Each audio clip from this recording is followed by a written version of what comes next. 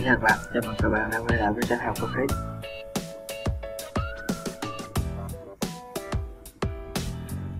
Hôm nay mình sẽ hướng dẫn các bạn để ghép này để tải số hàng ra trên phần mềm solidworks. Đây là sản phẩm sau khi đã hoàn thành. Rồi, bây giờ mình sẽ hướng dẫn các bạn tạo vào máy của mình trên mặt top là mình spkt. Rồi, thêm một đường tròn phi 120.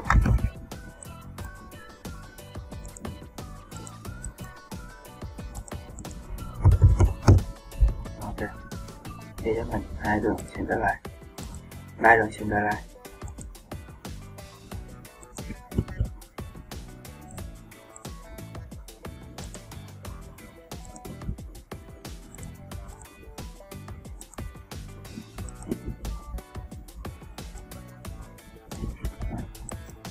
Kết hợp với hai đường center lại này.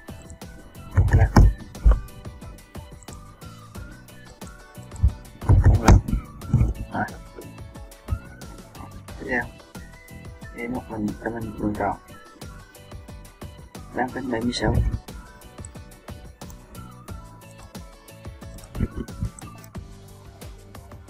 À, 76 nhân 2 là đường kính cho về đường nếp đất.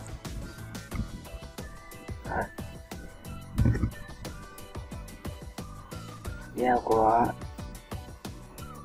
của hai đường center này với đường tròn thì cho mình hai đường tròn mới phi 44 và phi 26.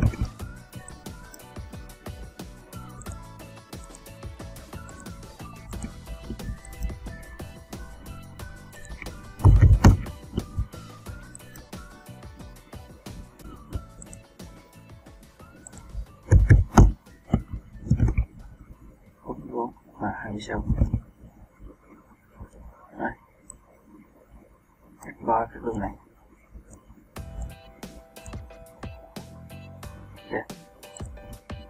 Ok, mirror và center line này. Ok, cái quay hình đoạn này. Rồi, bên phía feature mình khối lên cái này số thứ hai, và cái này 40 là còn 22.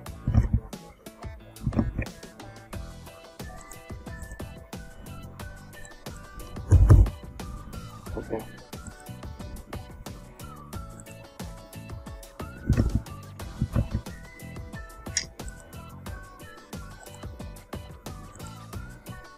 rồi tiếp theo bên này là một spkt có một lớp. Rồi đây là một đường center line.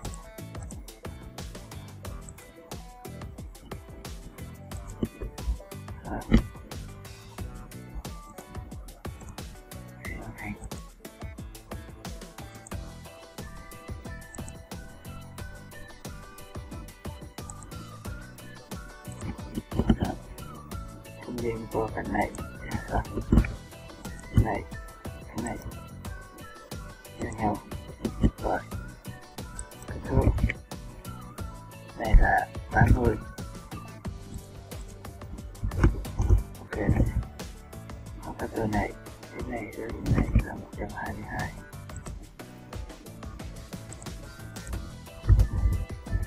Ok,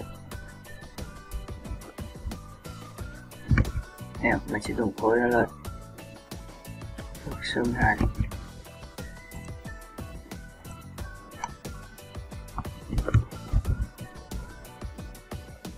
Sẽ là số 2. Ok, rồi này này còn lại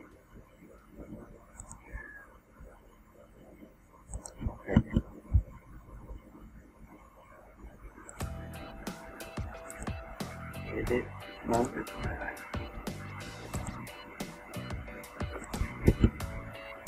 và phía trước để thiết kế.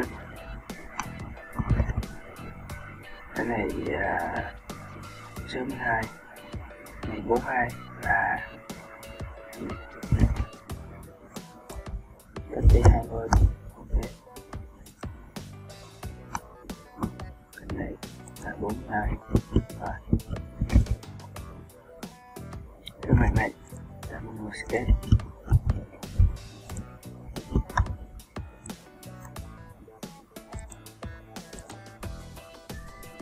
Thì cái dạng này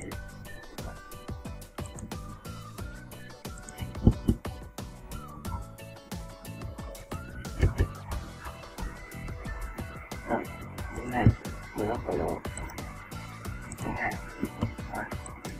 Không cái thứ thì R22 cái này 35 22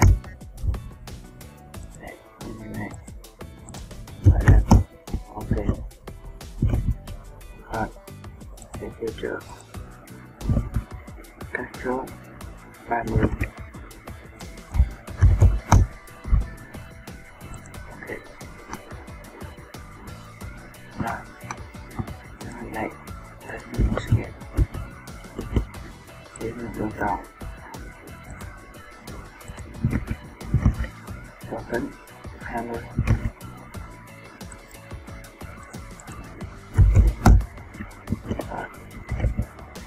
từ tam tới càng trên là 15, từ tam tới càng bên 20.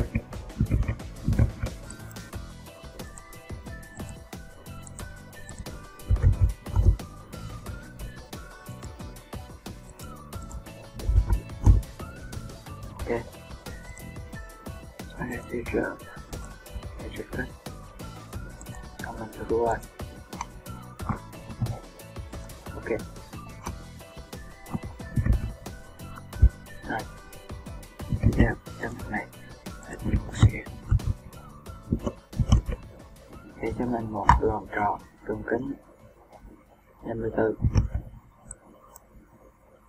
từ góc độ 54. Ok, tiếp cách 50. Ok,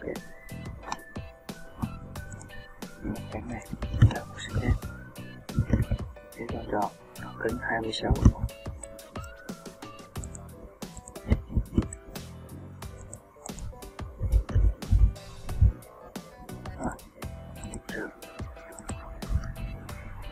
Rồi, ok,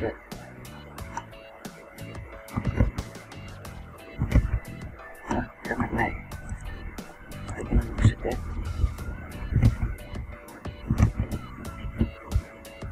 để cho mình cũng center lại.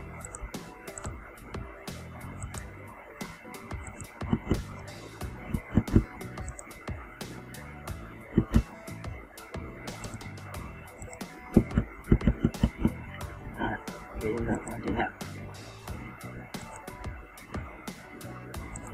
kích thước là dài 32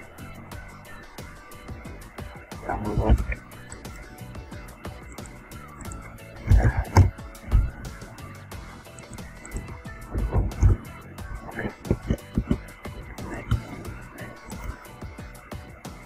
Coi là như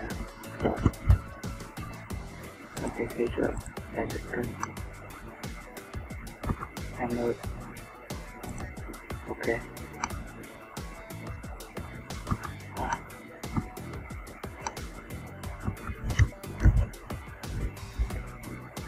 thế là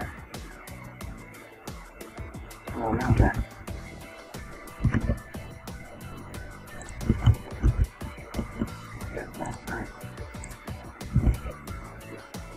Đây,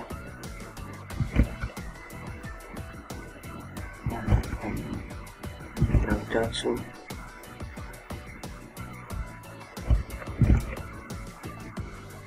Rồi, ra mặt này chịu đựng.